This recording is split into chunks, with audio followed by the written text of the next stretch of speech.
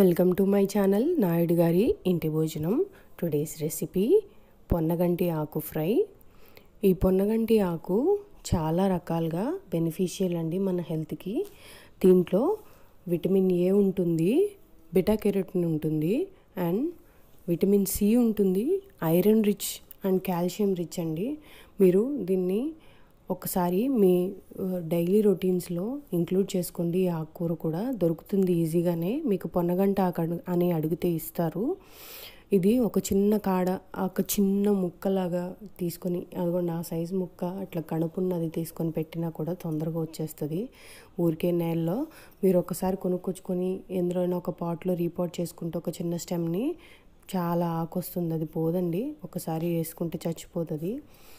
అది చాలా బెనిఫిషియల్ హెయిర్కి కూడా, అండ్ ఆల్సో మీకు బాడీని కూడా కూల్ డౌన్ చేస్తుంది. దాన్ని నేను శుభ్రంగా వాష్ చేసుకొని ఇలా తరిగి పెట్టుకున్నాను. చూసారు కదా, ఇలా తరుగుకోవాలి చిన్న చిన్నగా. ఇది తొందరగా కుక్ అయిపోతుందండి ఫాస్ట్గానే. మనకి పాలకూరలాగా ఇది కూడా కుక్ అయిపోతుంది అంతే. దీనికోసం నేను కొంచెం పెసరపప్పు నానబెట్టుకుంటున్నాను. ఒక 2 స్పూన్స్ పెసరపప్పు. దీన్ని శుభ్రంగా కడిగేసి నానబెట్టుకుని కాసేపు తర్వాత ఉడకబెట్టుకుంటున్నాను. ఇది కొంచెం పలుగ్గా వార్చుకోవాలి. ఉడికిన తర్వాత ఒక 2 స్పూన్స్ వరకు అయితే సరిపోతుంది.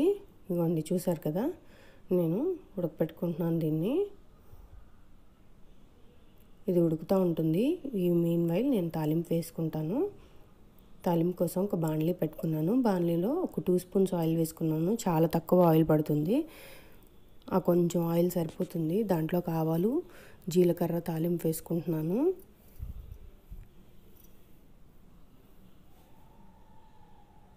ఆవాలు చిటపట్లాడాలి. చిటపట్లాడాక దీంట్లోకి జీలకర్ర వేసుకుంటాను.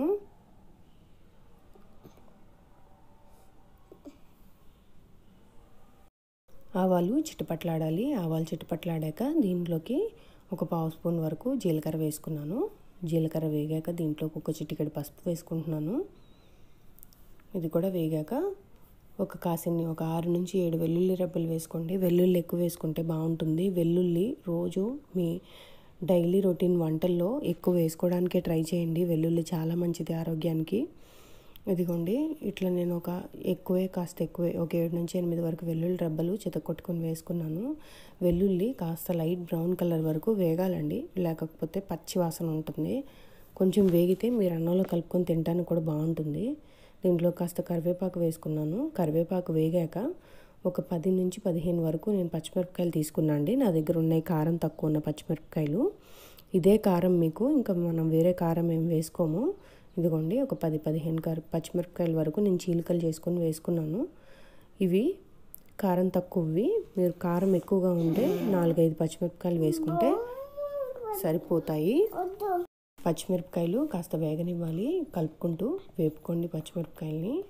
పచ్చిమిరపకాయలు వేగాలి. వేగిన తర్వాత ఆకుకూర వేసుకుందాం దీంట్లోకి.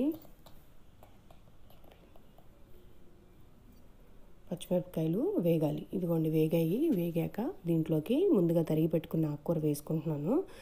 ఈ పొన్నగంటి ఆకు మీరు ఒకసారి తిని చూడండి, చాలా రుచిగా ఉంటుంది. దీంతో రైస్ కూడా చేసుకోవచ్చు. నేను ఒకసారి రైస్ కూడా అప్లోడ్ చేస్తాను. దీన్ని మీరు ఎక్కువగా ఇంక్లూడ్ చేసుకోవడానికే ట్రై చేయండి. మీకు ఇది చాలా ఈజీగా గ్రో అవుతుంది. మీ చిన్న చిన్న కంటైనర్స్లో కూడా, లైక్ మీరు ఒక చిన్న వాటర్ బాటిల్ని కట్ చేసుకొని దాంట్లో కొంచెం మట్టి వేసి ఒక చిన్న కాడ పెట్టినా సరే ఊరికే అట్లా అల్లుకుపోతుంది. ఇది పొన్నగంటి చాలా బాగుంటుందండి. అండ్ ఆల్సో చాలా హెల్దీ కూడా. మీరు దీంట్లోకి కాస్త ఉప్పు వేసుకోవాలి. ఉప్పు వేసుకొని మీడియం టు హై ఫ్లేమ్ పెట్టుకొని వేపుకోండి. ఎందుకంటే ఇది ఎక్కువ టైం ఏం పట్టదు, తొందరగానే కుక్ అయిపోతుంది. మీరు ఆకుకూరలు ఎప్పుడు చేసుకున్నా సరే మీడియం టు హై ఫ్లేమ్ పెట్టుకొని వేపేసుకోండి. ఎందుకంటే దీంట్లో ఉన్న పోషకాలు అప్పుడే బయటకు వెళ్ళిపోకుండా ఉంటాయి. ఎంత తక్కువ కుక్ అయితే అంత బాగుంటుంది ఆకుకూర, అంత హెల్దీ కూడా. మీరు ఆకుకూరని ఎప్పుడు సిమ్ముల్లో పెట్టుకొని అట్లా ఇచ్చేసుకోకూడదండి. ఆకుకూర ఎప్పుడు మీడియం టు హై ఫ్లేమ్ పెట్టుకొని టాస్ చేసినట్టుగా చేసుకోవటమే. అలా చేసుకుంటేనే దాంట్లో ఉన్న పోషకాలు ఎక్కడికి వెళ్ళిపోకుండా ఉంటాయి. సో నేను ఒక 2 మినిట్స్ మూత పెట్టుకున్నాను. చూసారు కదా, ఆల్మోస్ట్ కుక్ అయిపోయింది. ఒక 5 మినిట్సే పడుతుంది కుకింగ్ టైమ్. మీకు పెసరపప్పు కుక్ అయిపోవటమే టైం పడుతుంది అంతే. మీకు ఇది చాలా ఫాస్ట్గా కుక్ అయిపోతుంది. నానబెట్టుకుంటే పెసరపప్పు ఇంకా తొందరగా కుక్ అయిపోతుందండి. ఇది కొంచెం చూసారు కదా, ఇది ఆల్మోస్ట్ కుక్ అయింది. నేను ఇంకా ఒక 2 minutes medium to high flame పెట్టుకొని కుక్ చేసుకొని దీంట్లోకి ముందుగా ఉడకపెట్టుకున్న పెసరపప్పును వేసుకుంటాను. ఇక్కడ మనం తీసుకున్న 2 ఇంగ్రీడియంట్స్ చాలా హెల్దీవి. ఇక్కడ నేను ఎక్కడ ఎండుకారం వాడట్లేదు, పచ్చికారమే వాడుతున్నాను. ఎప్పుడైనా ఆకుకూరలకి పచ్చిమిరపకాయలతోనే బాగుంటుంది, మీరు ట్రై చేసి చూడండి. ఈసారి కారం కన్నా కూడా పచ్చిమిరపకాయలతో బాగా కుదురుతుంది. ఇట్లా ఫ్రై చేసుకొని తింటే మీరు ఎక్కువ ఆకుకూర కూడా కన్జ్యూమ్ చేసినట్టు ఉంటుంది. సో నేను దీంట్లోకి పెసరపప్పుని ఇంక్లూడ్ చేసుకుంటున్నాను. మీరు ఒకటి గమనించారంటే నేను ఏ ఫ్రై చేసినా లైక్ పెసరపప్పు కానీ, శనగపప్పు కానీ, ఎర్ర కందిపప్పును కానీ ఇంక్లూడ్ చేస్తా అండి. ఎందుకంటే ఈ పప్పులు మనకి చాలా ఆరోగ్యకరము కాబట్టి నేను చాలా వరకు ఏదో ఒక వంటలో వీటిని ఇంక్లూడ్ చేసుకోవడానికే ట్రై చేస్తాను. ఇఫ్ ఇన్ కేస్ నేను ఆ రోజు ఇంక్లూడ్ చేయలేదని అనుకుంటే వట్టి పెసరపప్పుని కుక్కర్లో పెట్టుకొని ముద్దపప్పు అయినా చేసుకొని వేసుకుంటాం మేము. కాబట్టి మీరు పప్పులు కూడా ఎక్కువగా తీసుకోవడానికి ట్రై చేయండి. ఇవి నానితే మీకు ఎట్లాంటి గ్యాస్ట్రిక్ ప్రాబ్లం ఉండదు. మీరు వీటిని ముందుగానే నానబెట్టుకొని కుక్ చేసుకున్నారంటే దీనివల్ల మీకు ఎటువంటి సైడ్ ఎఫెక్ట్స్ ఉండవు. కాబట్టి మీరు అందరూ ఇంక్లూడ్ చేసుకుంటారని అనుకుంటున్నాను. చూసారు కదా, ఇది ఒక 2 మినిట్స్ టాస్ చేస్తే సరిపోతుంది. అయిపోయింది, ఎందుకంటే ఆకుకూర కూడా ఫ్రై అయిపోయింది కాబట్టి పెసరపప్పు కూడా ఉడికిపోయింది. చూసారు కదా, అయిపోయింది ఇంకా కర్రీ. దీని రైస్లో చాలా బాగుంటుంది. Please do subscribe, like and share my videos. మీరందరూ వీడియోస్ చూసి సబ్స్క్రైబ్ చేసుకోవట్లేదు, సబ్స్క్రైబ్ చేసుకొని లైక్ చేయండి.